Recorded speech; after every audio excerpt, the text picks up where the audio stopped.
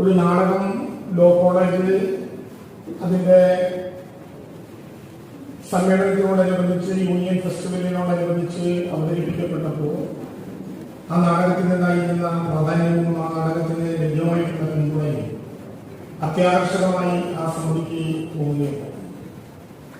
അതിനെ തുടർന്ന് എറണാകുളത്ത് വെച്ച് തന്നെ ആ മഹനീയമായ പ്രവർത്തനങ്ങളുടെ ആഘോഷം ചർച്ച ചെയ്ത വലത് കഫയ്ക്കകത്ത് വെച്ചാണ് അതിനകത്തെ ഒരു മൊഴിയിലെ അലസമായിട്ടുള്ള ചർച്ചയ്ക്കിടയിൽ നിന്നാണ് യഥാർത്ഥത്തിൽ KPSC എന്ന ഒരു പുതിയ ആശയം രൂപം കൊള്ളുന്നത് എന്ന് നമുക്ക് എല്ലാവർക്കും അറിയാം.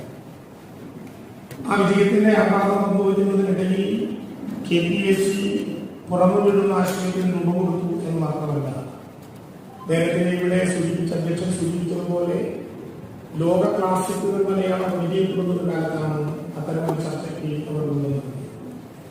ദസ്തയേവ്സ്കിയുടെ കാരമസോവ് സഹോദരന്മാർ എന്ന കൃതിയെ നാടകമാക്കുക എന്ന അതിഥി നാടകത്തിന്റെയും സംഗീതത്തിന്റെയും സാഹിത്യത്തിന്റെയും സാംസ്കാരിക ചര്യയുടെയും ഒരു പുതിയ കാലത്തിലേക്ക് മനുഷ്യനെ തിരിച്ചറിയാൻ കഴിയുന്ന മാനവികതയുടെ പടപ്പാട്ടുകാരായ മനുഷ്യ സ്നേഹത്തിന്റെ നക്ഷത്ര തിളക്കം മനസ്സിൽ സൂക്ഷിക്കാൻ കഴിയുന്ന ഒരു തലമുറയുടെ സൃഷ്ടിക്ക് വേണ്ടി അഭംഗുരം KPSC അതിന്റെ നാടക പ്രവർത്തനവുമായി മുന്നോട്ടു പോകട്ടെ.